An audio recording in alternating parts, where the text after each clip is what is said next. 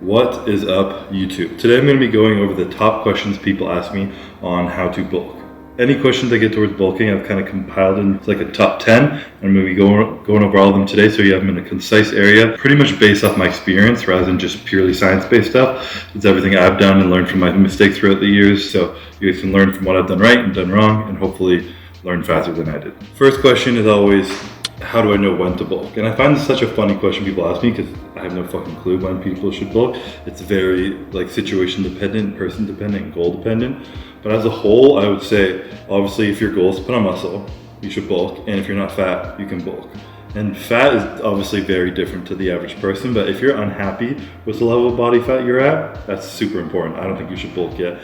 Come down to a body fat that you're happier with, maybe a little bit below even, and then work your way back up. But as a general rule of thumb, I like to be like around 12% body fat for men, maybe 18 to 20 for women, but having visible abs for men specifically, it's easier to gauge. So if my abs are still poking through a little bit, then I'm good to go, and I know I haven't bulked too far, or I'm good to bulk. Next question, tail off that last one, is how do I know when to stop bulking? And similar to when you know if you should bulk, if you start to lose your abs, or if you get too much of a high body fat percentage, I always struggle to say that, thank God at that time, then you know it's time to slow down. There's a few other things, like when your appetite is absolutely like in the shitter, like you can't eat at all, it'll be tough to eat when you're bulking really hard.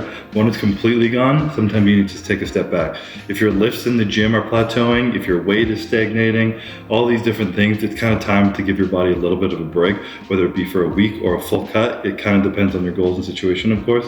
But again, big thing is if you have some abs, you're still happy with how you look, you're not too fat yet, then you can keep pushing that weight. All right, so how to start? How to start your base calories, macros, meal plan, whatever it may be. The simplest thing that everybody needs to do in the suggestions quote is he always says, what isn't measured isn't managed. So the more you measure, the more you can manage, the more you can adapt, and you know what changes you're making are causing the changes in your body. So the most important step of starting anyone's fitness journey really is tracking everything you eat consistently and calculate the calories and macros on that. Maybe do it for a week, take the average and see what it is, and weigh yourself during all those days as well. So if I'm 250 pounds, I'm eating 4,000 calories every single day, then my base to maintain 250 pounds is 4,000 calories. So if I want to lose weight, I'll go under that. If I want to gain weight, I'll go over that. Typically, you'll increase by like 5 to 10, probably like 5%, I would say. I usually go on more so like 300 to 500 calorie increase when I start a bulk.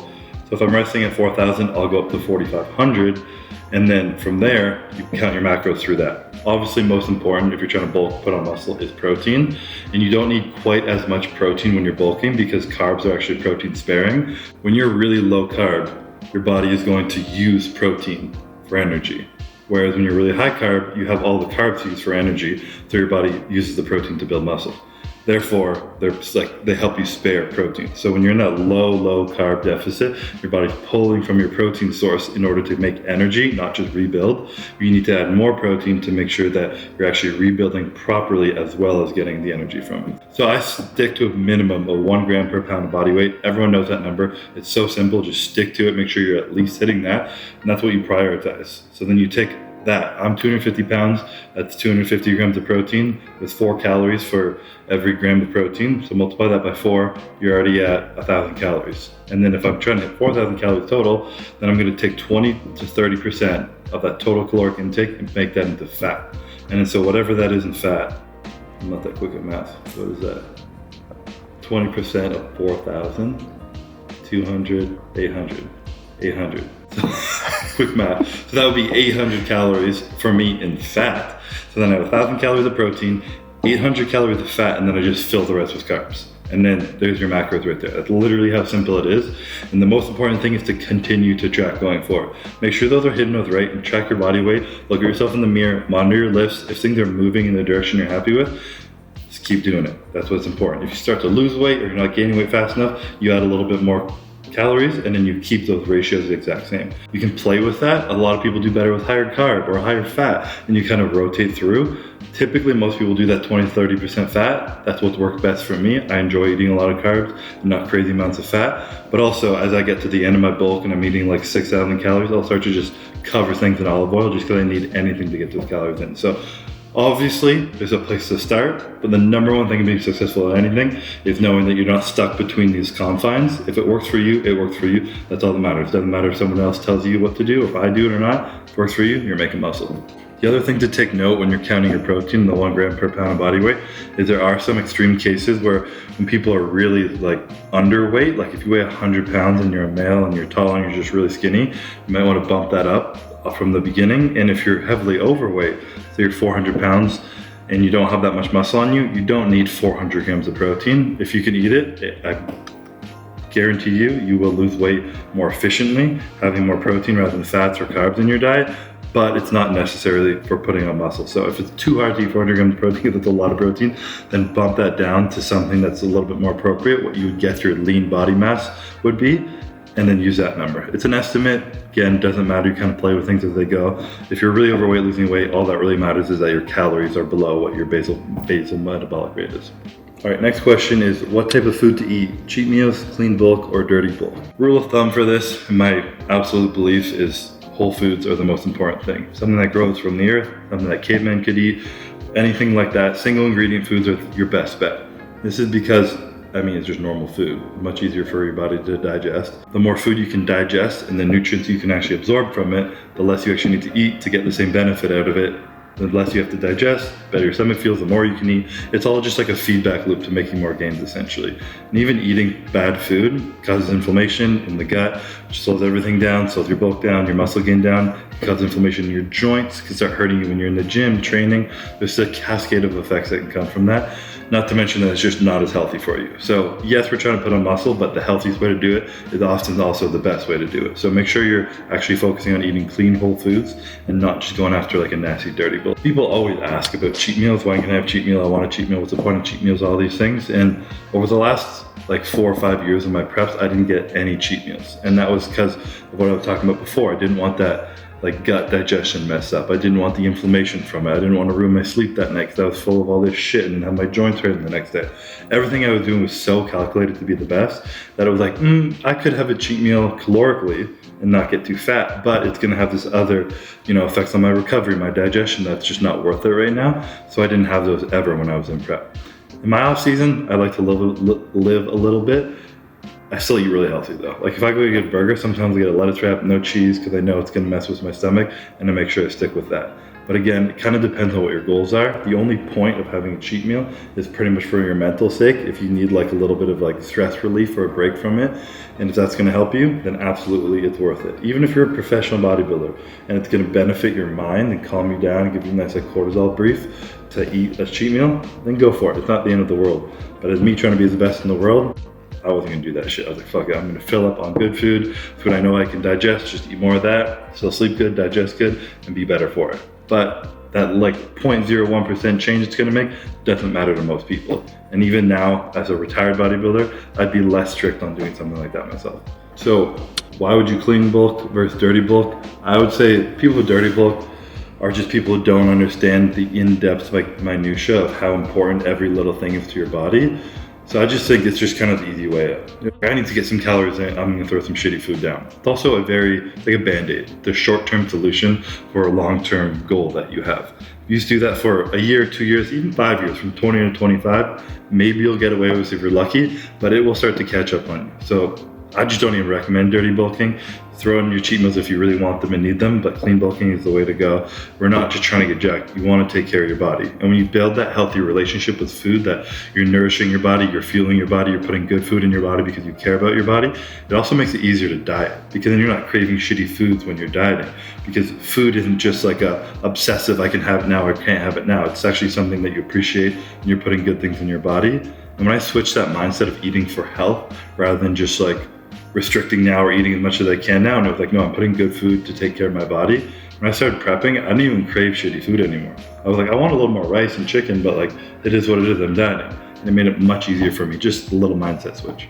As I said, it's so case dependent and bulking. Like when I was a 21-year-old trying to put on as much muscle as possible, I remember putting on like 20 or 30 pounds one off season, probably more than that. And I was like 270 plus pounds.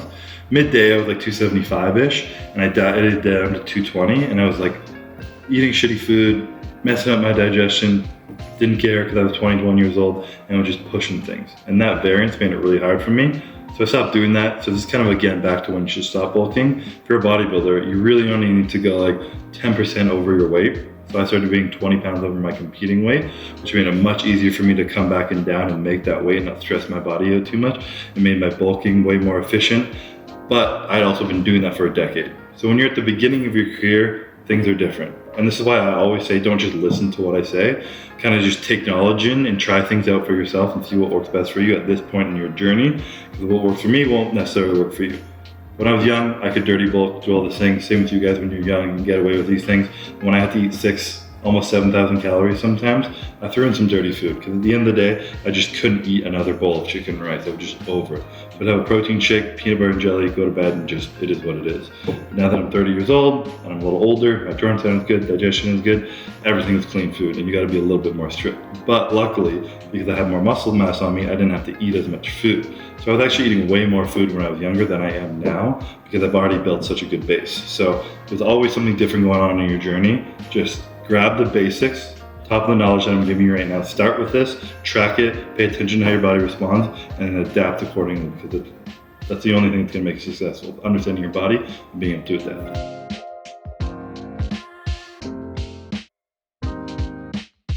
All right, so next question, we're in my personal supplement shop here, best supplements for bulking. Number one, gotta be creatine. If you're trying to put on muscle, creatine is the best muscle ever. It's good for your brain, good for energy, it's good for repair, it's good for putting on muscle. It's the most studied sports nutrition supplement ever. If you're not taking it, you're falling behind. There's so many other supplements that help build muscle, but specific to bulking and trying to bulk hard, number one thing I would say is digestion. I have a pretty good array of digestive supplements that you use at different times. One specifically is a glucose supplement, a GDA, glucose disposal agent, typically chromium, berberine, and a few other things in there that help. And this just helps your body actually utilize all the carbs that you're taking. I never took insulin as a bodybuilder. Some people dabble in that. And it's such an anabolic hormone because it allows your body to use more food and shuttle it into your muscle. So there's more natural supplements to take. Like I said, Honey makes one called Evolog that has digestive enzymes and a bunch of GDAs in it. Revive has one called Glucose. That's a stronger version of just the GDAs. Super helpful. You just take them with every single meal. Super easy to take. Other than that, like I said, the digestive enzymes as well as betaine HCl. This bad boy right here. A lot of people don't have the proper stomach acidity for them to digest food, especially a lot of protein. When you're bulking like a bodybuilder, you're eating a lot of protein. So taking a supplement that helps like aid your gut essentially, so it doesn't have to work so hard itself, is super beneficial because the average person should not and does not need to be eating 5,000 plus calories a day. So you want to give your body as much assistance as possible to make sure, like I said, you're absorbing those nutrients, you're actually using them, and you're able to pass that food through you so you don't get bloated, you can't eat your next meal, and then you just start falling behind. So digestion is absolutely key, creatine, and anything that helps you uptake carbs. Other than that, of course, post-workout shake, protein powder. It's like the most basic supplement in the world, but it's so helpful. Do you need it? Absolutely not.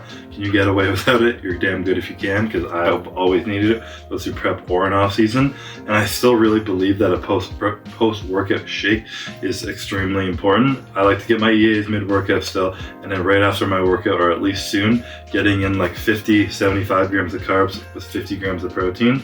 And I take that all in powder form. It's just super easy to get down. I can eat again an hour later. And I know people are like, oh, the anabolic window doesn't matter or whatnot. Maybe it doesn't. It probably doesn't if you're getting all your food in, but if it makes me 0.5% better or 0.1% better, I'm gonna do it. I'm a professional bodybuilder and I wanna take everything I can. And it's not that hard to drink a protein shake after you work out. And to be able to get that protein in, it starts your anabolism immediately. Your body's not breaking down tissue anymore, you're rebuilding it. Your recovery gets in immediately. Your cortisol drops because your body's starting to get into a rest and digest phase, which actually also helps your recovery. And the quicker you get in, the quicker you can eat a meal after that and then go to bed earlier to get good sleep. So all super important things to help your gains and some benefits of supplements.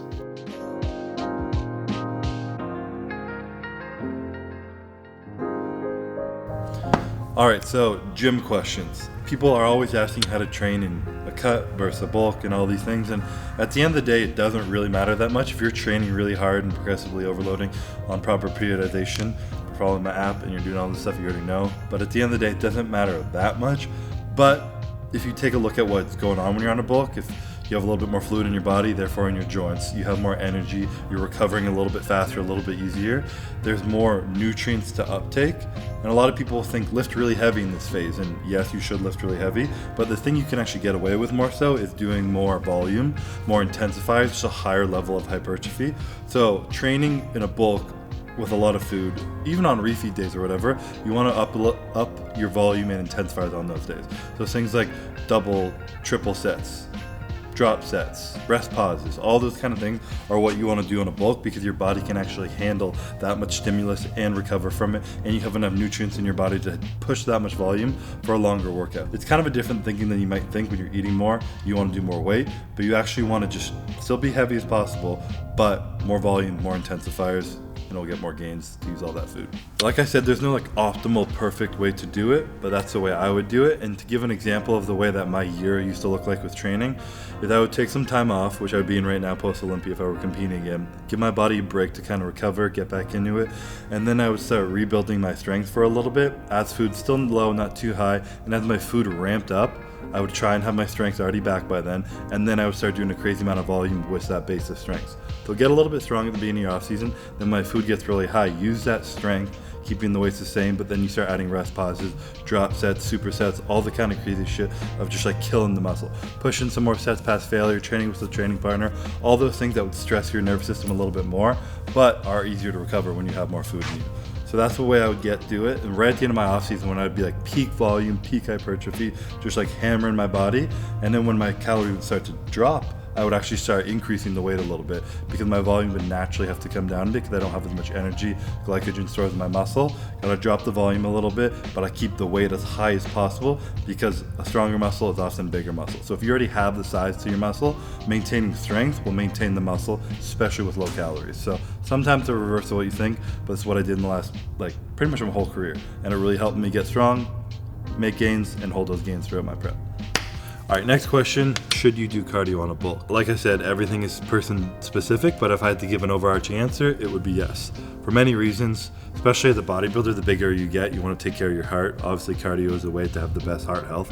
So keeping up with that is super important, but also not caring about your health. If your goal is just to eat more, cardio helps you eat more. The amount of calories you're going to burn from doing 20 to 30 minutes of cardio is nowhere near what you can eat. You can have a bite of a sandwich and overcome the amount of calories you do in 20 minutes of cardio. So it's really nothing to be afraid of. A lot of people are like, I'm trying to eat huge. I don't want to do cardio because I don't want to sacrifice gains. That's complete bullshit. Unless you're running marathons, biking 2 hours fasted, or doing anything, you're not going to be losing any muscle. There's a few tips that you can do. Like if you are doing fasted cardio because you love doing it in the morning, I would 100% recommend taking an amino before that, just so you're not burning through muscle. Your body at least kicks in protein synthesis, at least get 3 grams of leucine, 2 scoops of EAs or something, and you're good to go. Also, one of the easiest things to do, and this is the Stan Efforting thing he used to always talk about on his diet, is doing a 10-15 minute walk after every single meal that you eat. You're not going to burn through the food that you ate. I promise you're not even going to be close to it. But what it is going to do, get your digestion going, lower your blood sugar, help your insulin a little bit, allow your body to actually utilize those nutrients that you put in your body, and then eat quicker in your next meal. Like sometimes you eat a lot and you just want to lie there and you feel like crap. Like after Thanksgiving, you just want to pass out. But if you actually go for a walk, your body will start moving that food through you quicker, and then you can eat again quicker. It's going to help your insulin levels, which will help your body uptake the food better. So there's a lot of benefits that come into it. So cardio, good for your heart. It's actually going to help you eat more, and it just helps move the food through you. So I 100% recommend cardio on a bulk. I wasn't always the best at keeping up with this, if I'm being completely honest, but I did notice to a T in the years where I didn't do cardio, but I ate as much as I could, my appetite wasn't as good, and I put on fat quicker. Not muscle, but fat. When I was doing a good amount of cardio, I could eat more, I felt better, and my body was utilizing it for muscle better than it was at adding fat. So I just noticed a different body composition when my body was doing, when I was choosing to do cardio in my off season. So in the end, when I was doing it all the time, I felt way better, and I absolutely recommend it to everyone, whether you're skinny, fat, whatever.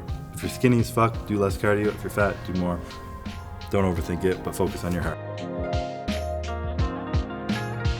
All right, so another question I always get asked is around how fast should you gain weight? How do you know if you're getting too fast or too slow?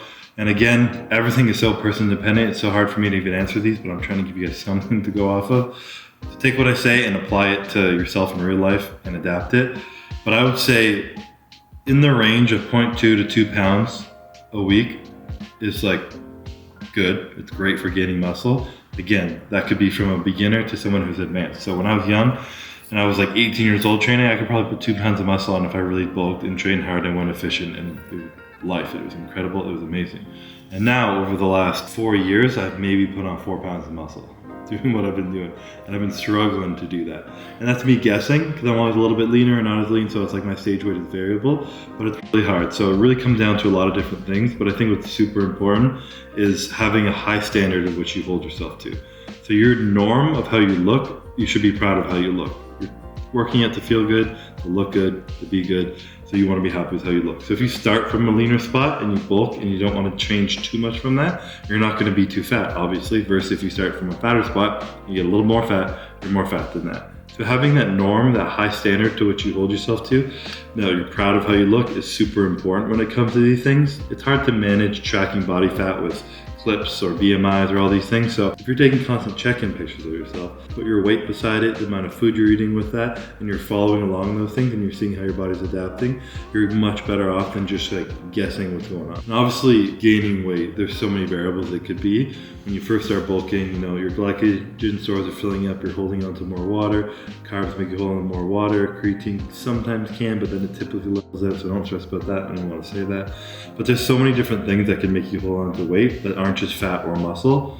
Well, water, fat, or muscle are the main top 3 that it's going to be. So you really need to be careful of what the difference is. If you bulk for a year and you put on 20 pounds and then you diet down and you lose 19, for the average person, that's not a very good bulk. If you're like an elite bodybuilder, then you're doing all right. For the average person, you probably do need to put that 20 pounds on to gain 1 pound of muscle. So try and like just even that ratio out. Again, I hate giving numbers, but if you're putting on 10% in a year, you're doing pretty good for yourself, depending on the level at which you're at. Just keep watching yourself. Don't let yourself get too fat. Be happy with how you look.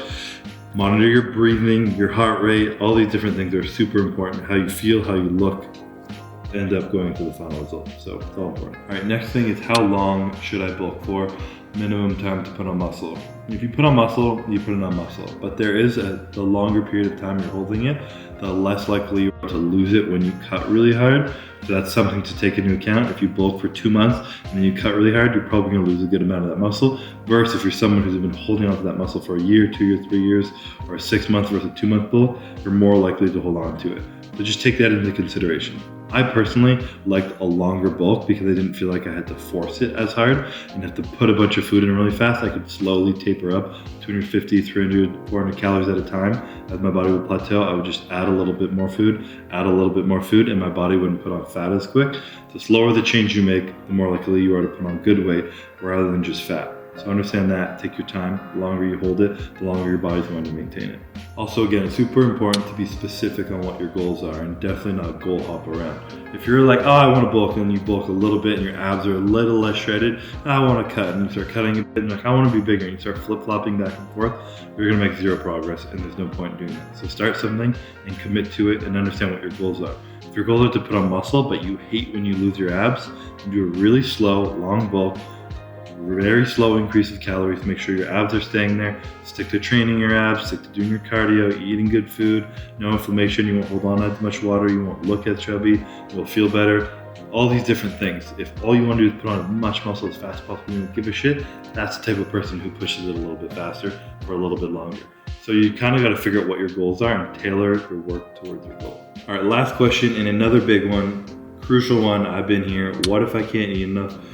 And how to increase my appetite. Can't is a very strong word. Whenever I meet someone and they come up to me, and often at expos, they're like 170 pounds, they're like, I can't put on muscle, I can't eat enough. I'm like, you're lying. Eat more, train harder, and just do it. It's always a possibility. If you really can't put food down and you're skinny, there's probably a reason why. Your cortisol is too high, your recovery isn't good enough. You need to sleep better, you need to slow down, you need to eat better foods, you need to check your gut.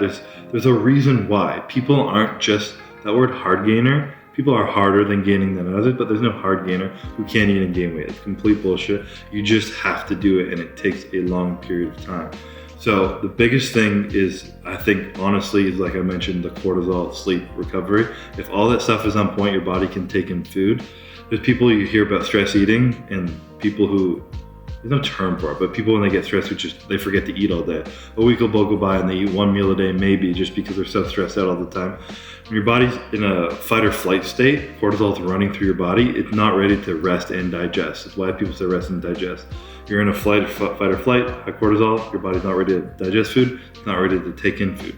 So it's super important to eat in a calm state, to like be in a relaxed state as often as possible, to get your sleep in. Sleep and rest and low cortisol is like the secret to bodybuilding. My ability to like lower my stress at times when I was in prep, literally won me Olympias. It's so crucial, and it comes in so importantly into bulking as well. So yeah, I would say that's the biggest thing, especially post-workout. When you're training, you're at a high level of stress, which is important. You're putting your body through a stimulus, and the quicker you can switch your body from fight and flight into rest and digest, the better you're doing. So after a workout, if you can like meditate, chill, get your protein in, listen to vibing music on the way home, don't just get on your phone, go back to work, stress yourself out with some stuff, just like calm your nervous system. You'll be recovering better and you'll be able to eat and absorb more nutrients after that workout. Super important. On top of that, just a little trick that everyone knows to do, smoothies. If you're eating your meals throughout the day, understand your meals that you can get.